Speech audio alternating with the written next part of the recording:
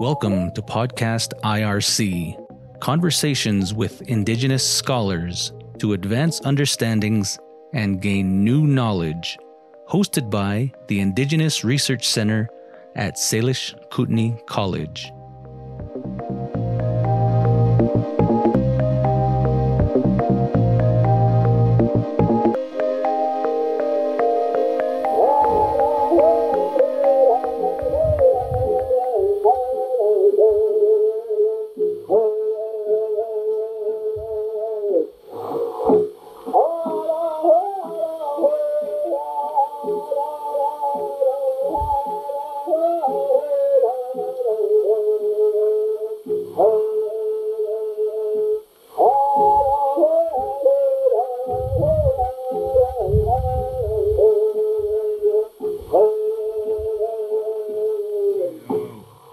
Yeah, that's what we call niiih, the York. That's the we just call it, like a Braveheart song, and it means to that word in the language, niiih, means to harden your heart, is what it says. It's also like a way of telling someone to have courage, strength in a difficult or kind of a scary time. And so that song, it was being sung by one of my late grandfathers. My grandfather, one I'm named after, John Stiffarm, he had a younger brother, and his name was Paul Stiffarm. And all the brothers were known as like noted singers here on our reservation. Paul was just known for having a real sharp voice. And these Braveheart songs, they're utilized in our community. You'll hear them a lot sung during wakes and funerals, but it's not necessarily just for those times. It's they're utilized anytime you want to help someone. And that's what was stressed, to older singers and mentors of mine. If you ever want to help someone, you sing them a Braveheart song. So you hear these songs sung sometimes at feeds, in camp, at gatherings, powwows. They'll be sang for people during like mourners feeds. They'll be sang for people at their homes. Maybe they're having a tough time, then you'll sing them a Braveheart song. Some of them have words in them, but a lot of them don't. Like a lot of our songs here, ceremonial or not, there's some with words, but the majority of them don't have words. And this type of song, you could tell by the drum beat. It's a real kind of slow drum beat, like one beat like that. And you could tell just by the song and the tune of the song what it's trying to convey. Sometimes it'll be helping a person when they're feeling like a lot of sadness, and so then the tears will come, and then they'll cry, and you'll help them in that way. Um, Sometimes it'll bring in them like a deep sense of courage and strength. Maybe they're getting ready to go compete somewhere, maybe whether it be running or ball or game of somehow, or something they're going to compete in, and that song will give them that courage and that strength to go forward and do the best that they can. And so that's this song here. I know that a lot of the different Indian tribes throughout U.S. and Canada have songs like that, and it's just here we're trying to maintain those. And again, it's especially in this day and age. Like for example, how it was explained to me was that powwow. Sometimes you'll see whistles, the whistle carrier go and blow whistle on the drum, and they'll say, "Oh, we're blowing this whistle on the drum for this person to help them." Well, that's what I meant. Is that a lot of the older singers said, "Well, if they want to help that person, maybe they should just sing them a Braveheart song." You see, so how today in today's society and world, especially with intertribal celebrations such as what we call a powwow, how things kind of get forgotten or left to the wayside. And so this is one of those examples of how we're trying to keep those particular songs alive and to sing them for those particular reasons. Hmm. Pretty interesting. That is just a question on that is has this been like revived recently in the last 10, 20 years, or has this been a song that's been used pretty continuous? They've been some of the songs. Yeah. There's like some of the songs that are just like favorites. You know, people hear those songs. These women will come there, start backing up, singing like Mm, that, and then there's some songs that are not sang as much. You know, right. and so this is one of those. Yeah, it is. It's one of those that hasn't been sang that much. Yeah. Um, this comes from a cassette tape recording, and I have cassette tapes of like my grandpa John Stiffarm, grandpa Paul Stiffarm, Oh. grandpa Jim Stiffarm. They're all singing together, and this is one of those tapes, you know. Yeah. And so So it is a certain songs have been sang continuously, but some of them, you know, yeah, we're trying to keep them alive. yeah. So that way, or that the purpose of these songs has didn't really die out in your area there. No, no, Oh, that's that's good. Yeah. Because I know in some previous episodes we've been talking about, reviving certain things, and especially songs, because our yeah. kind of what we've been chatting about in this idea of research, we're understanding that songs are pretty important, across tribal communities, and they're really a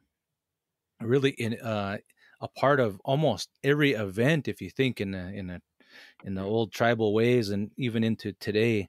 So we've been chatting a lot about how we bring back certain songs, but in some cases, we're finding that some things haven't died out, and so the interest to me then is really what was the thing, what was the component, or the factor that kept this song, or the use of this song alive in your community. And a lot of times, like you'll hear those songs sung at wakes and funerals, and that even is something that we've tried to maintain just for those times.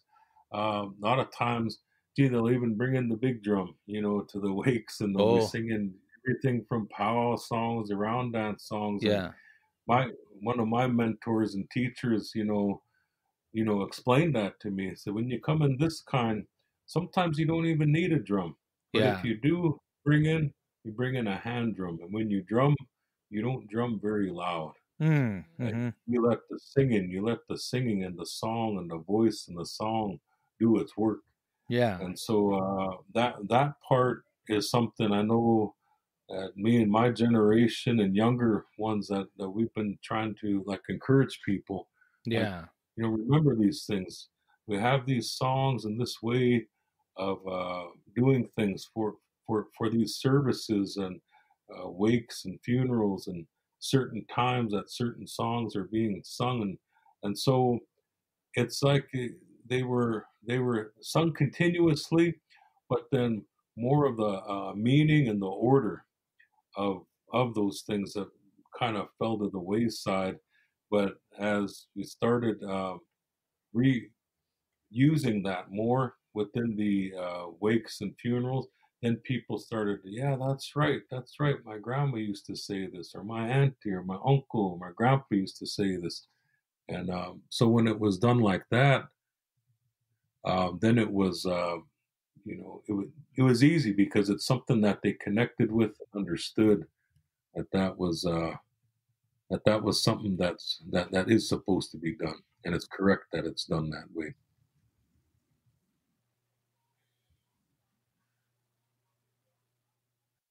And these are just like some of the songs, and I just wanted to sing this one song, or not sing it, but have this recording of that. Um, it's just a real, to me, it's a real beautiful song. I mean, people, when we sang that song, well, they'll just come up, shake hands, and they'll thank us, because of that. It's doing its job. The song did its job of helping. Was there a time that these songs accompanied a dance?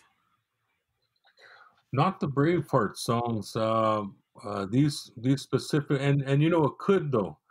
Actually, could, because there is a song. It's a Braveheart song, but it's a thank you song, and that particular song, you'll hear that song sing at the end of giveaways. Like they'll have a feed and giveaway in memory of a relative, and after the giveaway is all done, and that's when they'll start singing that song. And yeah, some of those old ladies and them will be dancing there in place like that. At a time like that, it is a time of moving on, healing. It's a time of like accomplishment because they've honored their relative that has passed, in the appropriate way. And so, yeah, I guess at times like that, you would see that. Does these particular kinds of songs fall under like a I guess how you would categorize like a genre, or is it like a standalone form of singing and composing, or does it fall You, in another format maybe? as we, again, as you mentioned, research, and that's what your program deals with is, as a singer, you're constantly trying to learn songs and learn the meaning behind the songs. If there's a composer of the song, when you sing those songs, when you don't sing those songs, and it's it's a it's a type of song. The what we call Braveheart songs. We've heard. There's a specific song that I've heard sung down. Yeah, well, I'll just say on different Indian reservations, and they've taken them and used them for like flag songs. And we're like, oh, okay, well, maybe, maybe as songs are shared, maybe somewhere in the sharing, like maybe it wasn't shared that, hey, this is the purpose of a song like this, and it's maybe just been saying, oh, that sounds like a flag song. You even hear how that one beat is used like that, and a lot of flag songs utilize that. But it would be, yeah, I think it would be in a category of its own. And I've heard like other tribes, like their Braveheart songs, beautiful songs. Even some of them have like a straight beat. They'll have like a regular straight beat. Um, and so, yeah, I think Braveheart songs in itself, uh, yeah, definitely would be in its own category. So, is there any rules in terms of composing new No, songs, or is no, this there wouldn't. something No, you don't mess with yeah, what's already yeah, there? no, for sure. It's it's something you could do, and it's something that has been done with words or without words. Again, it's to you put it in that context, used to help someone, and it can be just like I said, for a whole number of times when a person needs help. I had just given the example of like wakes and funerals and somebody passing, and that's like the ultimate time when somebody really needs help. I mean, that's like a really low time. But it could be somebody who's hey, maybe they're in the hospital and they just had like a surgery done and they're having a tough time, and you're there saying, hey, we need you still. Hey, try hard. With all these workers that come in, really try hard, work hard. Then you'd sing them a song like that to encourage them. All these different reasons in a person's life of when a song like this can be utilized. When you think about it, it's a lot of times in life. And so, yeah, it could be composed, and you kind of bring it out, and present it to like, older singers, and, if they give you the nod, like, you'll know if they kind of approve it or disapprove. Oh yeah, and those older guys will do that. Like, sometimes they won't even look in your direction. Like, oh, okay, I guess that's not going to work. Or when you hear the phrase, oh yeah, that's a good one. Yeah, well, that's try hard. Yeah, they'll say like that. Oh, yeah, boy, it's almost there, isn't it? Yeah. Well, I think Shandine's having some difficulties, so maybe we can refresh. And okay. But that was a good place to do that anyway. So, Shandine, can you hear me? Okay, go ahead, refresh, do what you got to do.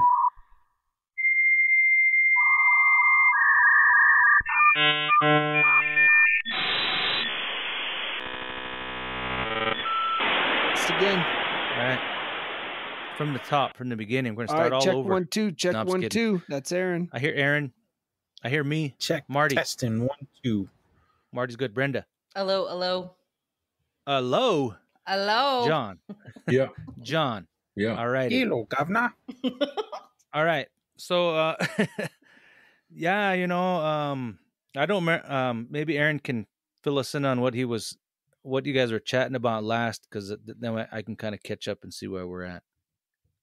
What was the last thing you were mentioning? The last question I asked if these Braveheart songs can be composed, like if new songs can be made, and then he confirmed my suspicion that these particular songs can be composed, but they still kind of have to be approved. A slight approval process by elder statesmen. Is there a form you have to fill out? A form? It's a 1024 B14. That generally those have a $15 filing fee. It's non-refundable. Yeah, and then they also have a restocking fee. What this means is if you compose a Braveheart song that is clearly influenced by another, so you have to go back to the drawing board, but you only get half your deposit back. So yeah, it's a bummer. It's standard, right, John? Yeah, no, it's just again going back to like the older singers and older ones. Like you go before them, and just kind of sing the song, and if you get the nod, or if you get ignored, then that's kind of your. So John, I know treatment. John, I know you've composed many songs. You're known for that. Give us an example of a time where you composed a song and it wasn't accepted.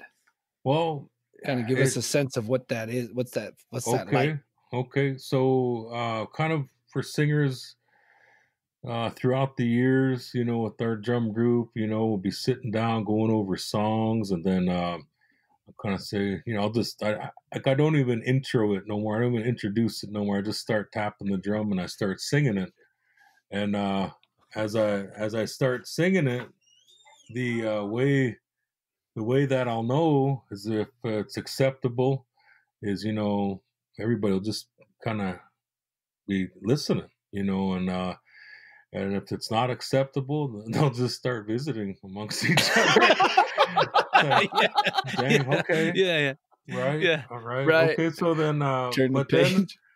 Yeah, but Or somebody will say, "Oh, that sounds like that other song." oh god, yeah. There's a certain singer in our Yeah, crew that yeah. always say that. But for like, yeah, for older singers, yeah, like for older singers, I'll like go to their house and maybe bring some food, feed them, or maybe bring some tobacco, and go in that manner, and just sit with them and kind of well, just let them know, this song here, you know, want to see what you think about it, and then sing it, and then they'll let me know. That's a thing about older guys like around here, older men, like they'll let you know right now. They'll Yeah. they really aren't afraid to give a person a scolding, they'll let you Oh know. yeah. Yeah. Yeah. That's what I always So this tell is people. You gotta develop thick skin. yeah. You can't like, they'll like outright come at you like, what do you do? Who do you think you are? What are you trying to do? And they'll just tell you everything you're doing wrong, but you can't let that bother you. Just okay, well, thank you, and thank them, and take your ear beating and go and learn from it. Okay, that song won't work. That song, they could have just said Yeah. that song won't work. No, oh no, No. they'll give you the No, whole, no, they'll give you the full circle ear beating.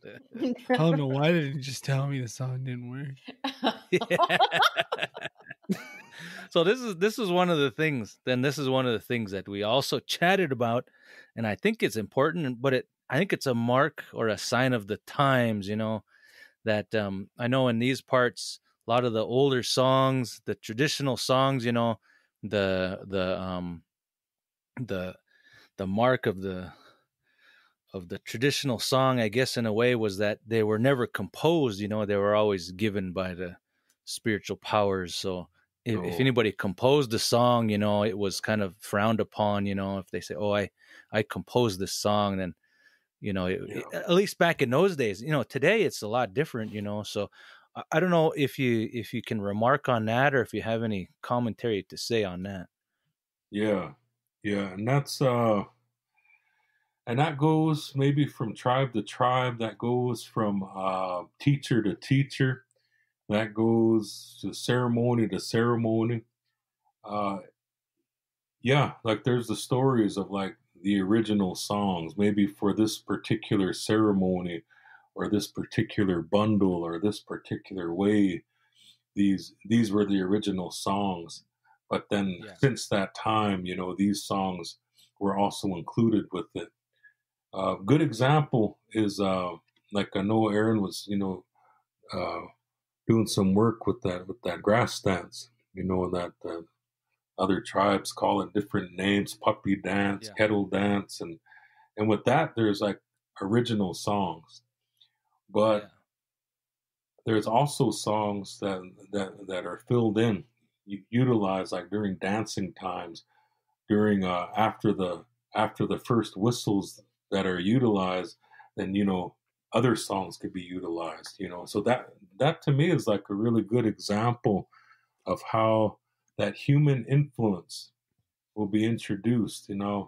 With a lot Yeah. of our ceremony, whatever it may be, I always have to remind myself and is that this is for human beings, and it's living, it's alive.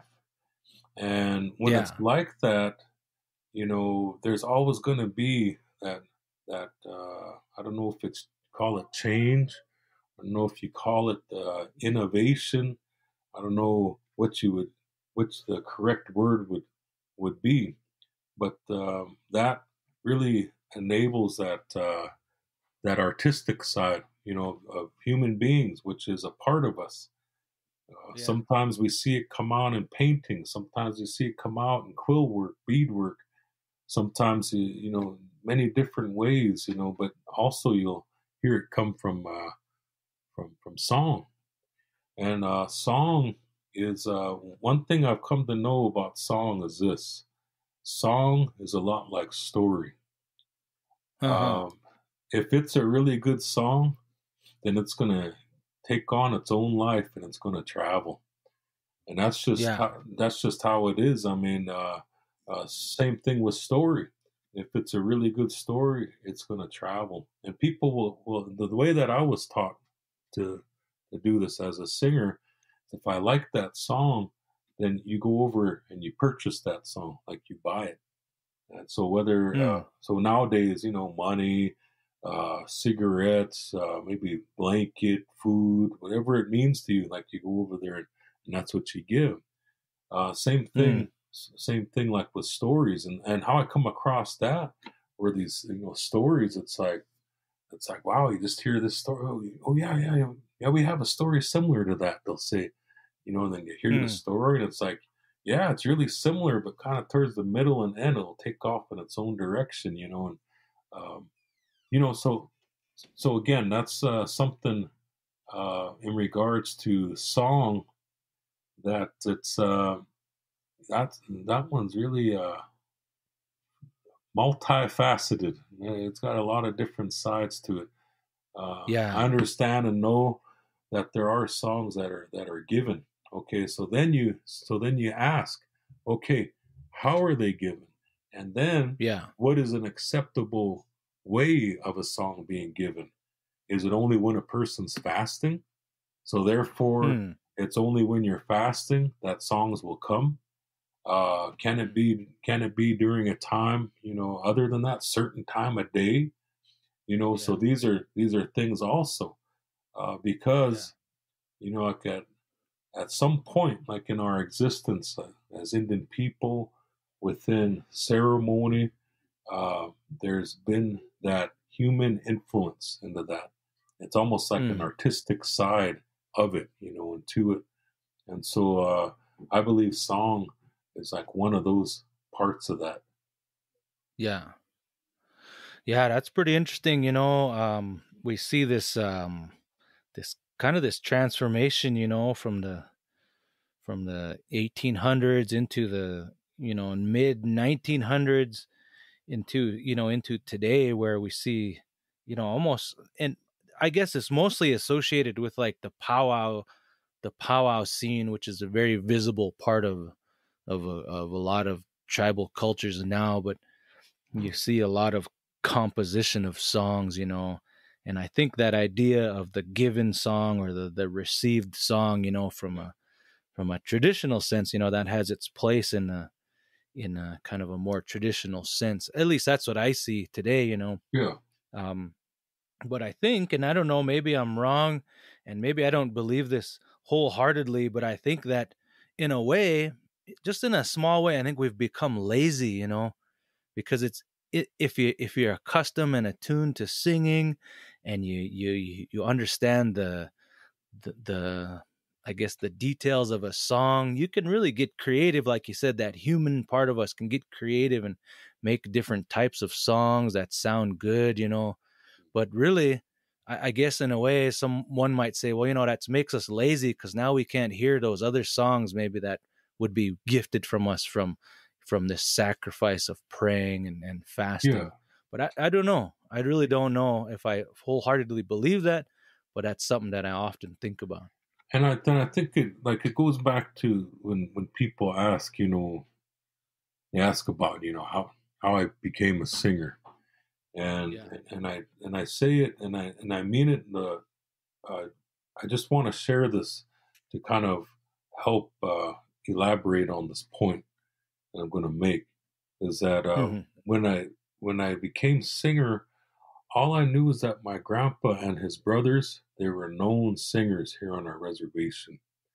Mm. And like I'd always hear my mom, she'd stand behind the drum and stand and sing like the way women do. And Yeah. I wanted to be like my grandpa's, and so as I went about that, I didn't have no one to show me. And so first it was like kind of ceremonial, going to ceremonies and then singing at ceremonies. Then after that, like, I wanted to go in that powwow circle, sing at the big drum and do that. No one to Yeah. show me. So what I did is I started to listen to cassette tapes. All these powwow groups do recordings, and I go to powwows with my little cassette tape recorder and record drums.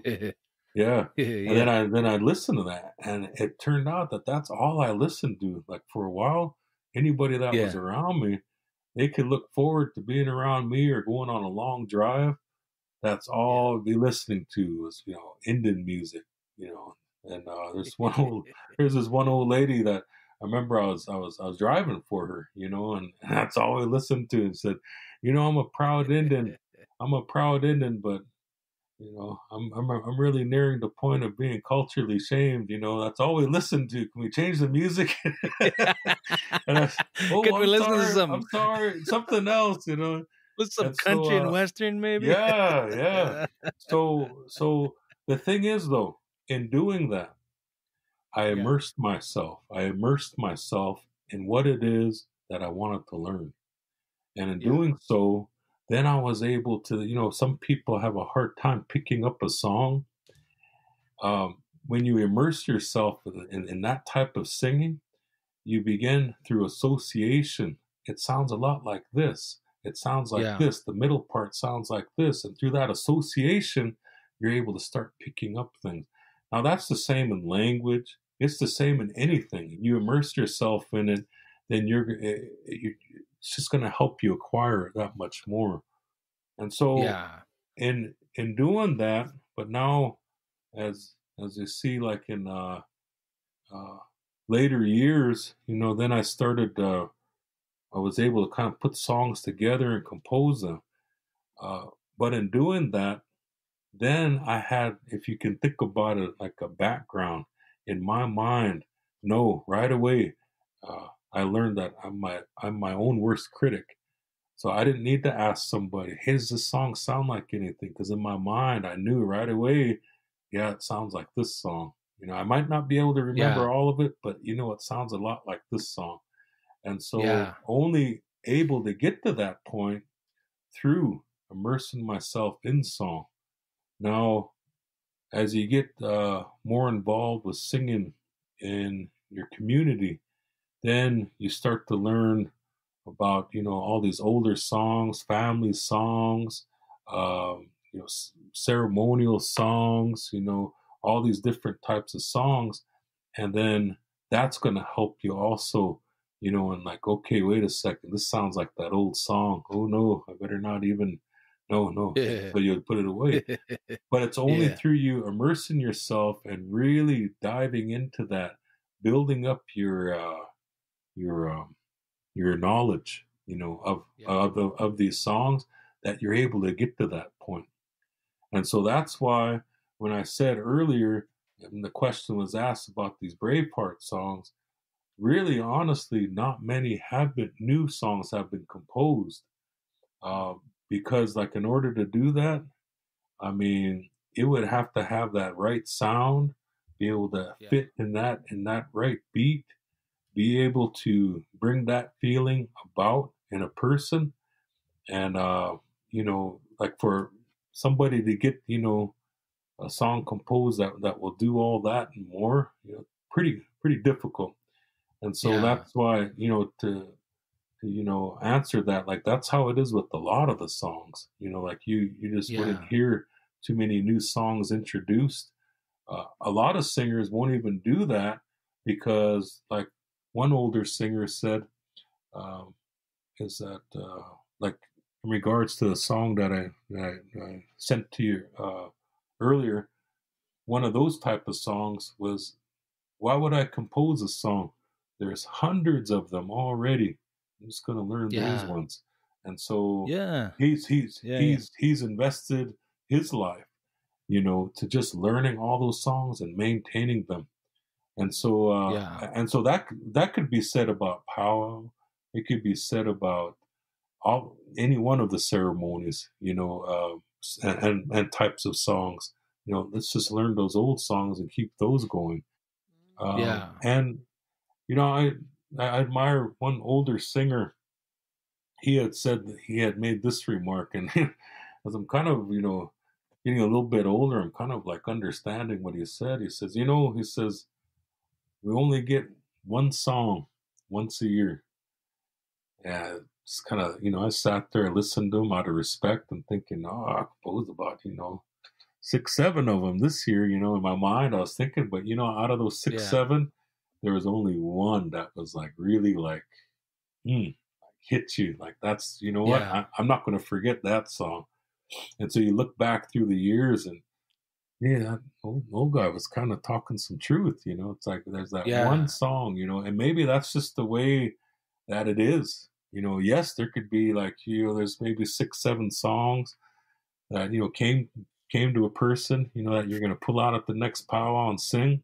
But there's just that one, that really, really hits, and so. Yeah, that's a good point. You just said, about there's hundreds of songs, out there that already exist, and I think some of the, maybe the pressures of the competition powwow, they kind of put pressure on them old songs. And I think that, to be competitive, if that's kind of the thing that a person is wanting to do, especially in that powwow circle, to come up with fresh new material all the time, that's kind of seems like a prerequisite to being a winner, getting into the winning circle, and it is what it is. I'm not going to say it's not good or bad, but I think they all have their place in this tribal life we live today, So I don't know, but I was wondering, John, I got a question for you. It's kind of a quiz. How much do you remember how much a 12-pack of cassette tapes were? 12-pack? I've never had enough money to buy a 12-pack. Come on. I'm serious. I always bought the 2-pack. The 2-pack ones, and then I had to decide, is it the 120-minute or the 60-minute? Then I learned that the 60-minute got eaten up less in the cassette tape recorder. So I stuck to the 60-minute tapes. And so that's all I bought was the 2-packs. Yeah. Well, then the question is what's the brand? Are we going That's right. Sony, TDK, Miramax, Maxwell, TDK, Sony, TDK. Those are the good ones, right? The TDK or what was those cheap ones? There were some really cheap ones. There was the no name. There was no name on it. Tasaki or no something. Name. You make sure you had Scotch tape on hand because you'd have to be splicing those. Yeah. The best. Yeah. Good one. Yeah. How many tapes you still got kicking around your house there, partner? Well, I got about four shoe boxes. And I really got to get to work on like that. I don't even know. I know there's a process of digitizing them, and I really like to do that, but believe it or not, there's actually like grants for that kind of stuff. Yeah. No, there's a student last year that was telling me down in Bozeman they got approved for that. Yeah. Like those are the real like those old ones. Yeah. Hey, well, you know what? Let's listen to this other song you got, and we'll continue chatting about cassette tapes. And we'll bring in what revolutionized the tape playing industry. You know what that was? What revolutionized the tape industry for me? High speed dubbing. Oh, that's one of them. What's the other? Revolutionized. Yeah, like it made listening to tapes so much easier. Remember that, like a music sense, like the sound sensing, like you could fast forward. Like, force power, and it'll stop automatically at the beginning. Yeah. You press seek. Yeah. Seek. Yeah. And it's like a fast. And it stops the next thing, you know. Yes, that's it. All right, let's listen to this song. Here we go.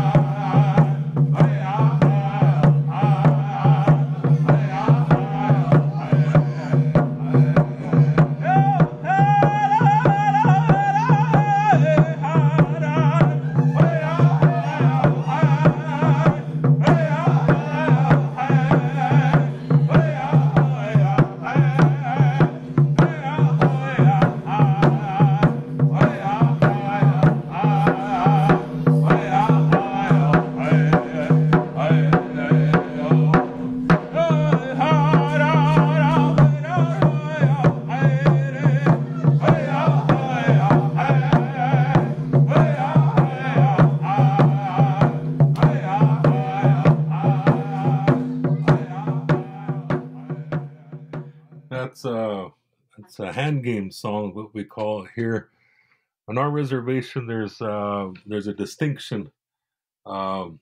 We call that dayots, and then we have another word, gothukit. So for dayots, it's actually ceremony. And what I had mentioned to you in sending this is that it's just a regular general playing song, and in singing the songs and recording, what they shared with me was that you don't sing the bundle songs, you don't sing the prayer songs, and the songs with words in them. And the rest of the songs, if you need to, if you want to, you go ahead and record those. You can sing those anytime. And so for this one here, there's like I said, ceremony, and what we call it in our language, dayots. For the other one, which is similar to it, we call it gothukit, and that's what we call stick game. And so for here, like a lot of tribes use that interchangeably. They'll say stick game or hand game.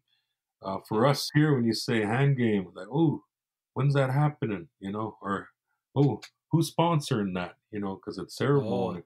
Or but who is it for? You know, then they'll go because dayots hand game is played. It's played men against women, and that's why you can hear like in the background, gee, that women rattling their tongues. You know, they're really going on wicked run. They were winning the sticks right then. You know, and but that's so that was one of the it's one of the older songs. Just a real pretty song, you know. And the gentleman sitting next to me, he's an older singer from here.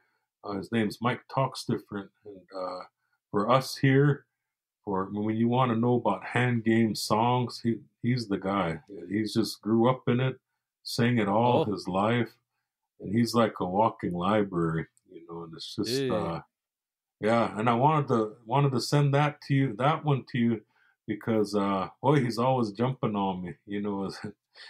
Hey, you're drumming too fast, he'll say. Oh, okay. Well, that one there, I got it right. I'm gonna kind of like put that in the archives. I'm gonna, you know, because I finally, after that song, I didn't get corrected by him. You know, like, hey, watch your drumming. You got the badge. Yeah. You got the badge. Hey, you're drumming too loud. You know, gee, really get on me about something. You got the drumming and the singing badge. Yeah, we got it down. That's pretty good. I know that you had mentioned also about the what was it, the two button game? Well, and, you know, tell us a little bit about that, because I don't know much about it besides what I just read just recently. Yeah, and so that's with the hand game.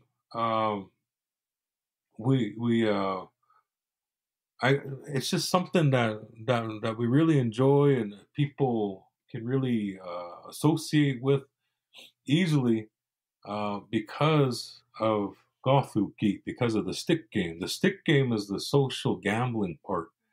That's the one that could be done anytime, anywhere, and that one utilizes two bones, and it's a long bone and a short bone. So, you know, the long bone will be, I don't know, about 2 inches, 3 inches, and then the short bone will be about 1 inch, and they can be marked and decorated.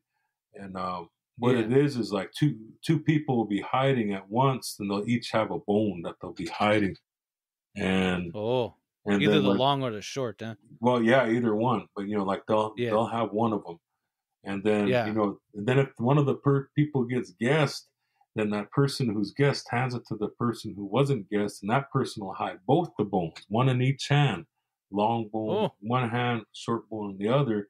And if they're not guessed correctly, then the bones come back to life, and that other person gets to hide that one bone.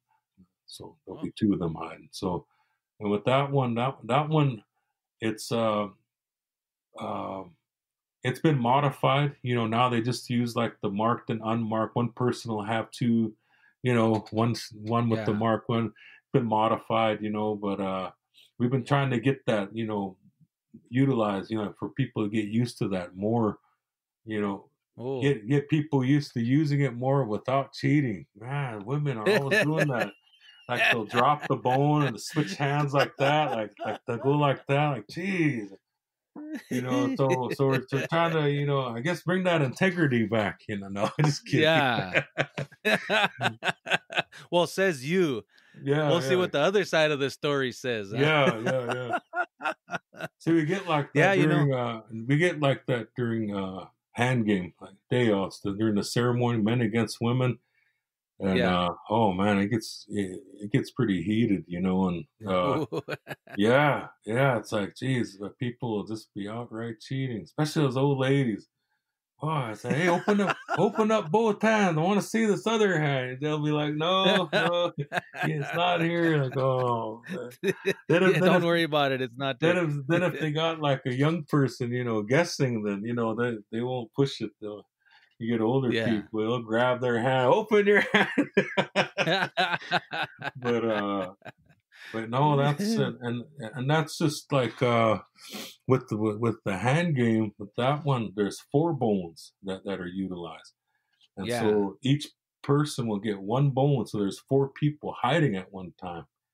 And so when you do the middle sign, those 2 people are paired up.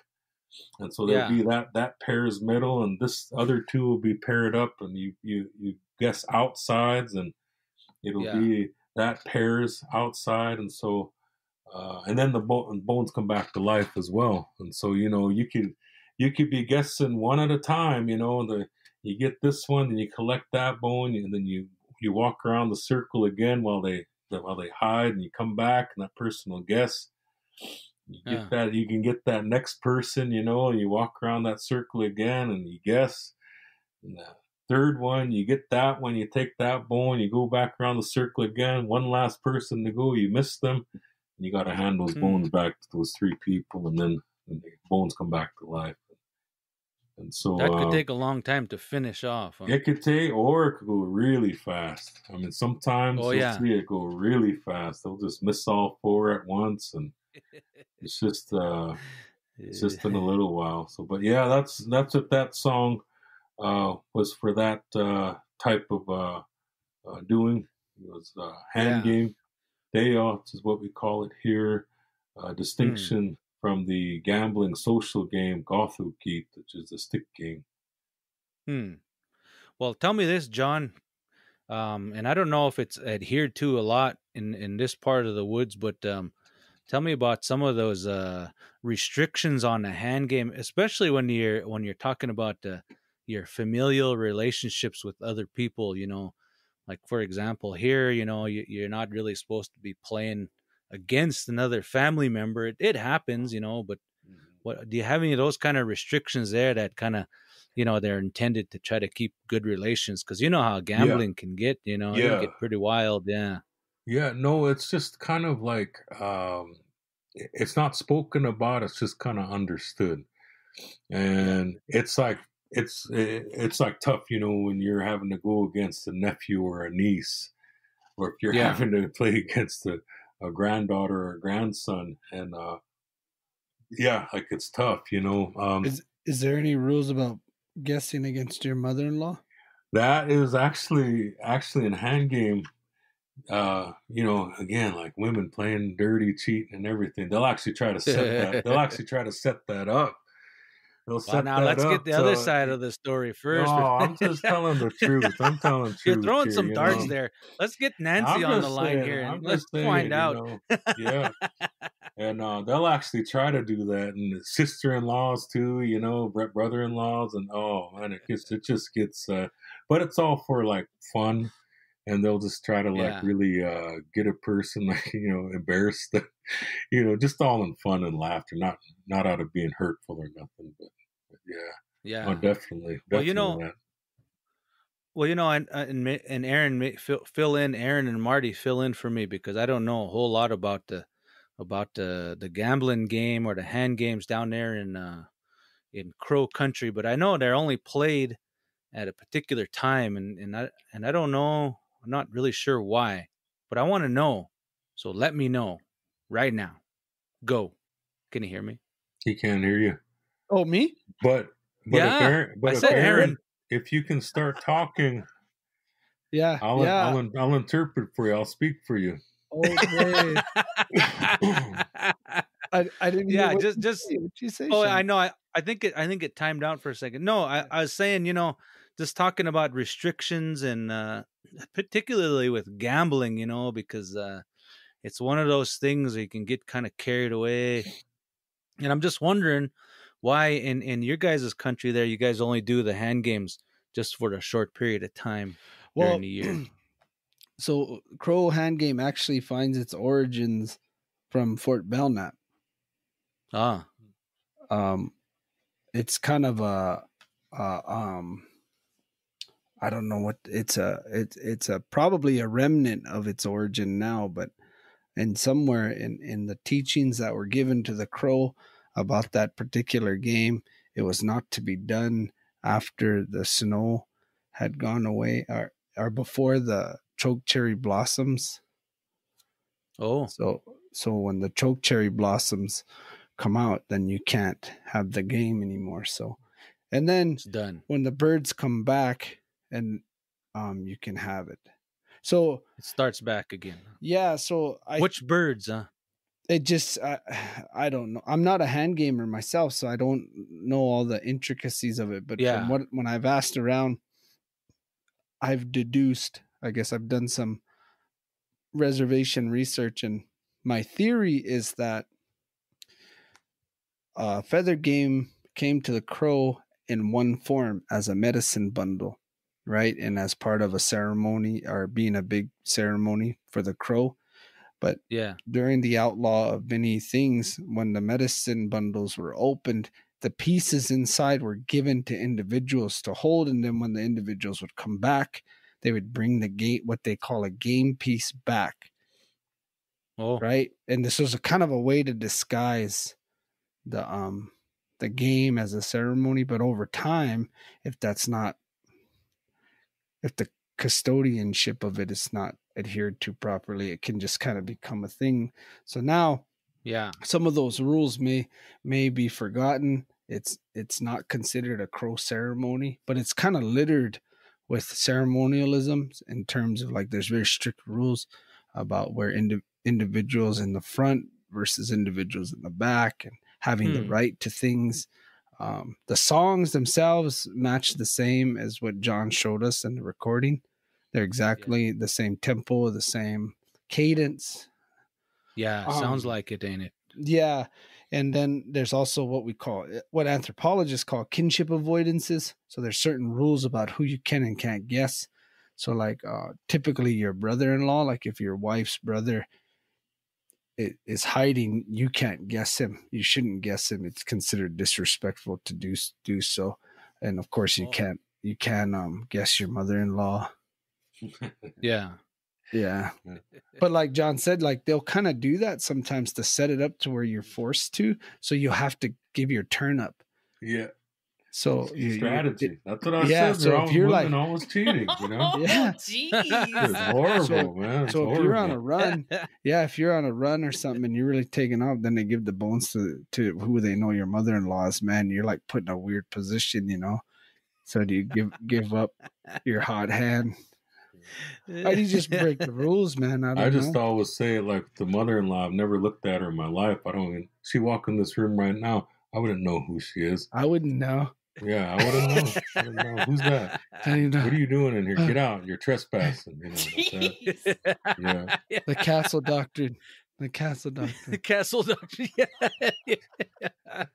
Yeah, so as far as the Crow, those designations though, those hand game rules about the late springtime versus the fall, those correspond with like the times of medicine bundle ceremonies and openings and things. So I don't know. There's like evidence of that in there. You got to look pretty hard, I think, nowadays to see it and know what you're looking at. But yeah, and just a disclaimer, that's my theory. That's not a. No, and I've heard that before. Also, Mr. Singer, last name Singer, anyways, at said that as well. That came from up here, but that has evolved. Again, and it's evolved and Yeah. get into the Apsáalooke, like their own way. But that long time ago, the on and then Apsáalooke, they were allies. Off and on allies. And Yeah. for a lot of the times, there's a lot of stories of when we were allies. And so, you see that when tribes are allied like that, there's a sharing of a lot of ceremony, songs, stories, and things of that nature. Even like Yeah. designations like terms and phrases and things like that. I know for the Crow we have a ceremony called the retrieving of the war bonnets, and it seems to not be practiced as much as it used to be. But the war bonnet ceremony is told it comes from Belknap. Yeah. And that's you can even see how it's played, like with the amongst the Apsáalooke when they're playing that game. There's like 4 people that are hiding them. That's what they're saying, like two elk teeth and 2 with the sets of bones. And Yeah. so like I was trying to explain to you, how there's 4 bones, with hand game, and like you have to pair up those people when you're saying middle. Oh, it's these 2 right here. It's their middle. These people here, they're middle. And it's like they're and it comes back to life. Like if you don't guess them all, they come back to life. But yeah. So no, it's to me that was just when you had mentioned songs to send. Those are 2 songs that just kind of, as I was going through the list, popped out, and I thought would be good discussion. Yeah, and that's pretty interesting. This guy we just kind of chatted about for a second on a text. Red Whip. This Red Whip guy. There's a story that I come across in that reading I was telling you about, in the little kind of hand game battle he had with the guy from here, Flathead guy. His name was Crazy Child, and I guess he was a pretty invincible hand game player in these neck of the woods. But then when it must have been around early 1900s, and I guess this happened in Lewiston, Montana. Our tribes came together and had a little battle, and old Red Whip come out on top. Yeah, we call him in our language niiih Skonak, and that's like Red Whip. And to us, he's like one of our heroes. Every tribe has like the Lakota crazy horse, and different tribes. And to us, like one of our big buildings here, the agency district is named after him, Red Whip. And oh, really? There's actually a famous story that I share. It's more of a history story, so I can talk about it. It was in the 1800s, and at that time, again, we were allied with the Apsáalooke. Apsáalooke had come up. We were camped down by a place called Abiguthib, which means the Big Springs. Today they call it Lewistown. We have a lot of stories of that area. We have a lot of history of that area, in between 2 mountain ranges, in between 2 rivers. The 2 rivers being the Missouri and Muscle Shell. The Muscle Shell was always kind of known as our southern boundaries, and because after that was the Apsáalooke. Well, Apsáalooke came up, and they're building a war party. They're going to go do war against the Nawanakanee, what they call the Lakota. And they said that the Sioux had been coming down, taking horses, and they're fed up with it, so they're going to go find them. They heard that they were at a place called the Little Rockies, which is on the south end of our current reservation. And so there was 3 warriors that said they'd go with them. The Apsáalooke, there was Histahook, Good Strike, Beno, which is Turtle, and he must have been like a younger warrior, kind of just trying to learn the way, try to get his foot in the door. He went along. Then there's niiih Skonak, Red Whip. And so they went, and in that battle, there was it's quite a lengthy story, but it was he was came out victorious. As the what had happened is those Sioux had heard about this one. He's dressed in yellow paint. That's how Red Whip used to paint, and his war bundle that was given to him. That was the paint that was yellow, all yellow, and had blue dots all over. And the Sioux really put it to the test, and shot at him, but couldn't shoot him. But his partner, Good Strike, ended up dying in that battle. And so, anyways, with Red Whip, they had said that reason why he was such a successful warrior was that he had that good luck medicine, and many associate that with this gambling medicine, But what it was that good luck way is what he had, and that's what really helped him in battle. That's just how luck was always on his side, And he lived to an old age, and we have a lot of old pictures of him. In fact, you ever come over here on the Agency District, Fort Belknap, there's a big new water tower, and on there on the left side is Bayani Skonak. He's one of the painted on there. Oh yeah, but he's quite a famous guy around here, and that's it. Many of the stick games, that he had played, and he was tough to beat. Yeah, he was really tough to beat. I think a more appropriate Belknap term would be he's a famous fella. He's even more famous Belknap term would be he's moose. Oh yeah, that fella's plumb moose. Dandy fella. You mean like the antlered herbivore of the? No, he's moose. Oh, okay. This means he's really good. Okay. All right. Can't argue. That's pretty good, man. Well, I think there's a lot more that we probably can talk about and chat about. I think especially, this the relationship between the tribes and kind of especially the songs, I think a lot of the songs that we use today, we don't realize how intertribal those are, especially when, you mentioned the grass dance, I'd like to explore that a little more and kind of see where the connections are. But I think importantly, we're really trying to figure out a way here that's really gonna help our young people. It's gonna help us to revolutionize, I would hope anyway, the way in which we're gonna approach research, and in that meaning creating new knowledge. Right now we have higher education, we get high school, but those are really situated in a kind of a Western perspective. So we're really trying to understand how we can, especially for higher education, how we can make that work a little better for our people. Yeah, agreed. Yeah. Agreed. I mean, agree. You better agree. Agree. You better agree. So you need to adjust your glasses. So what? Let's hear it. Oh wait, okay. I got something here. I want you guys to listen to this clip. I pull a little clip of Aaron, and he's talking about something, and I want you to guess what he's talking about. Are you guys ready? Oh my God. Guess what Aaron's talking about.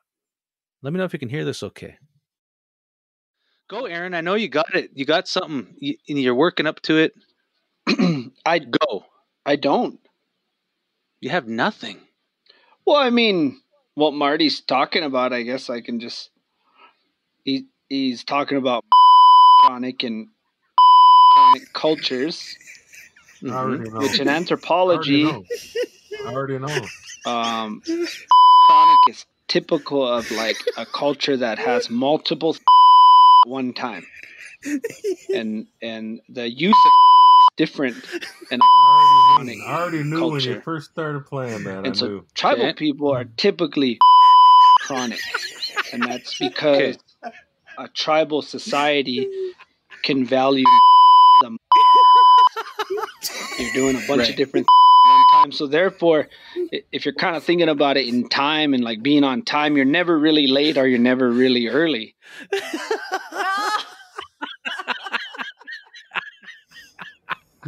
No. I don't know what he's talking about there, but I can only be led to assume. Street life. Street life. Yeah, he's deep into street life. So, John,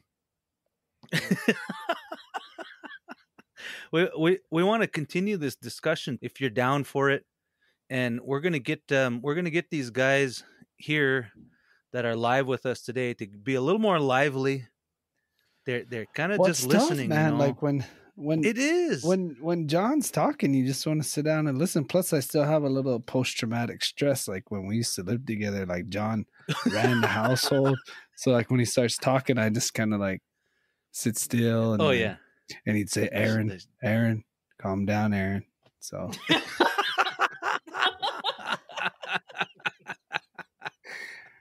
Yeah.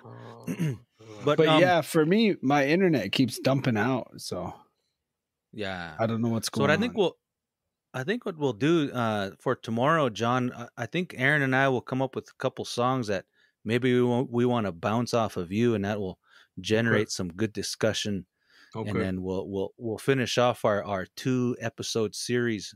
Was this a good time, or do you want to do the 6:30? I kind of like this really late because then you're not burning the day. But if you guys are not up to staying up late, for me it's just. I'm in my room and Misty's sleeping. So, wow. Oh, she's sleeping. Why is she sleeping? No respect. I know. It starts there. But why is she sleeping? What's going 11? On?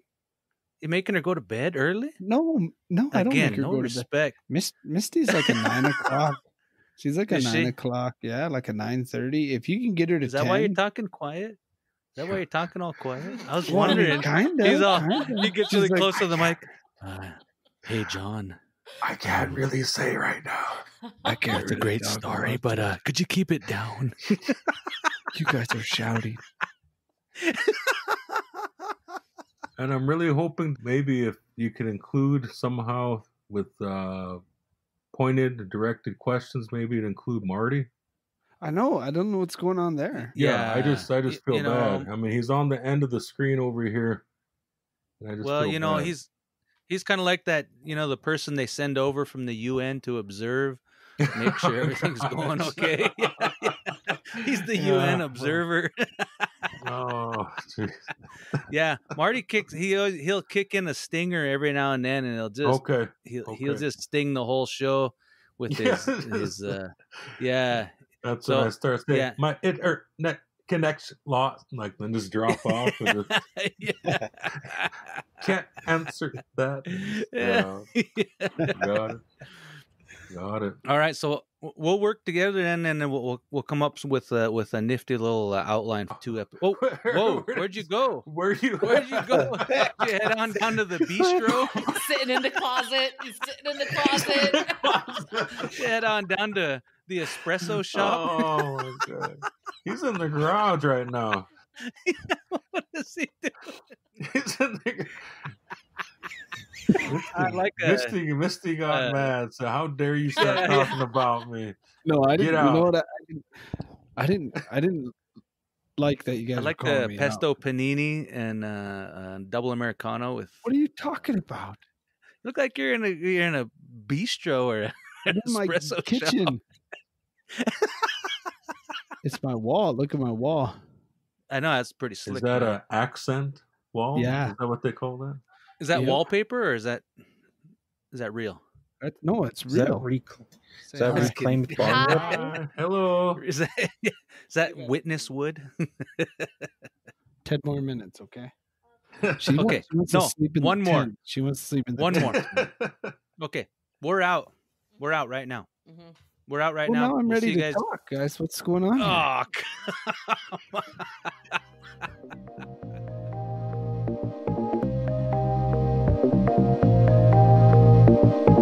Thank you for joining us on this episode, and to learn more, You can find us on Twitter and Instagram at IRCSKC.